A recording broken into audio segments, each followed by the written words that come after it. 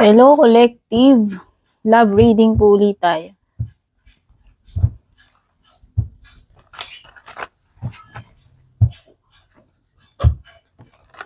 Person on your mind. Check natin ano yung energies right now. Timeless reading po ito ha. Kahit kailan po ito makarating sa inyo. Lahat naman po ng readings ko rito ay timeless.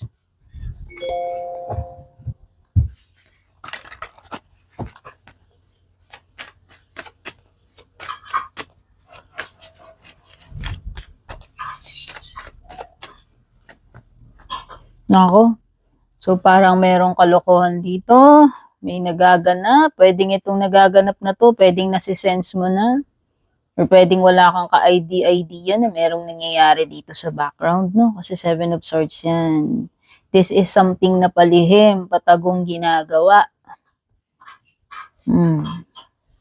Pwedeng may trickery, deceit, or pagtakas. Pagtakas, no? Pag-iwas, pagtakas. Pagde-deny sa ginagawang kalukuhan. Basta meron ditong something na nangyayari behind your back. Sabi ko nga, pwedeng nasisense mo, pero pwede rin naman wala kang kamalay-malay, wala kang kaalam-alam, hindi mo alam, hindi mo na-feel na meron na palang nagaganap na katsorbahan. Ano pa?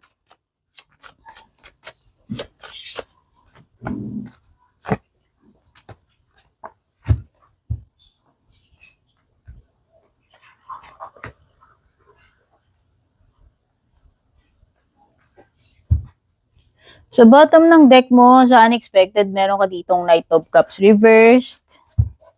Sa recent past mo, meron kang King of Wands upright. Sa present mo, meron ka ditong Three of Cups reversed.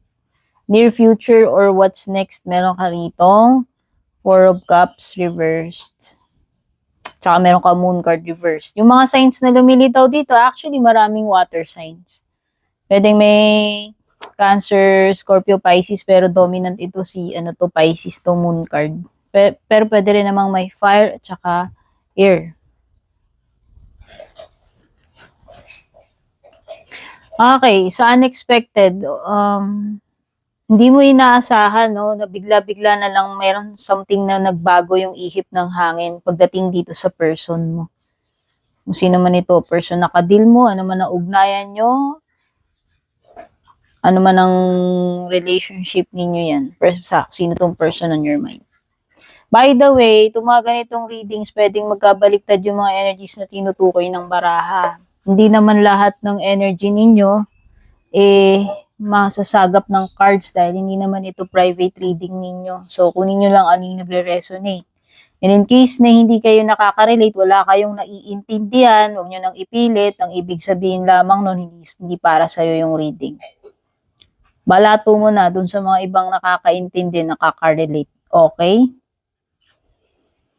Pwede kasing napipick up ng cards, energy mo or energy ng person nakakonect mo eh. So, sa recent past,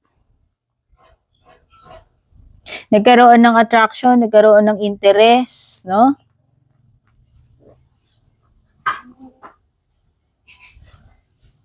Merong passion, may attraction. Nandun yung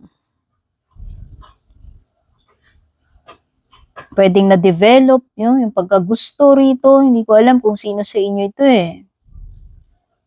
Nandun talaga. So, nakikita ko, maybe you're dealing with a person na very attractive, malakas ang charisma, maraming, kumbaga, habulin, ligawin, alam mo yun, pansinin. Malakas ang sex appeal na itong person na to. Kaya lang kasi may pagkamaloko. Ang nasa energy mo kasi, main energy mo is merong ginagawa na kalukuhan. No? So, gwapo ka, maganda ka, hindi ka excuse. Yun lang yun. Sa present, nakikita ko, pwedeng nagkakaroon na nga ng third party rito. Actually, pwedeng merong ibang kakonect. Hindi ko alam, na-meet sa bar, na-meet kung saan. Dito sa present, parang nagkaroon ng pwedeng nade-develop. Hindi ko alam kung ang tinutukoy ba dito itong connection ninyong dalawa or meron pa siyang ibang kakonect. Since parang hindi lang naman ikaw yung kakonect na itong person na to. Kasi meron something na tinatago. So, hindi ko alam kung kayo ba yung dalawa yung patago or kayo yung magkakonect, kayo yung magkarelasyon, tapos meron siyang na-meet na iba and then yun yung tinatago niya. No? Pero ang nakikita ko, pwedeng merong something na pwedeng hindi kayo in harmony lately. Hindi maganda yung timpla ninyo sa isa't isa o yung connection ninyo. Something is off, no? Sabi ko nga, ito kasi pwedeng nafe-feel mo, pwede rin namang hindi. Wala kang kamuwang-muwang na merong ganon. No? Pero nafe-feel ko lang is parang merong na-meet. No? Feeling ko lang bago lang to eh. Bago lang na-meet kung saan. Pwede nga pinakilala ng mga tropa, kaibigan, no? Parang common nakakilala, alam mo yun. Ba, meron siyang kaibigan, tapos kaibigan din nun, or kakilala nun, nung kakilala niya. Parang ganun yung energy. So what's next? In the near future, meron tayo dito, 4 of Cups reversed. So, parang feel ko unti-unting nagkakaroon ng kawalan ng interes, kawalan ng gana.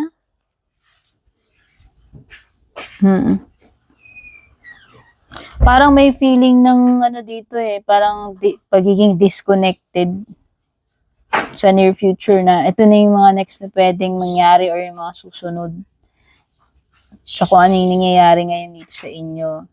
So, parang nafe-feel ko dito is magiging detached.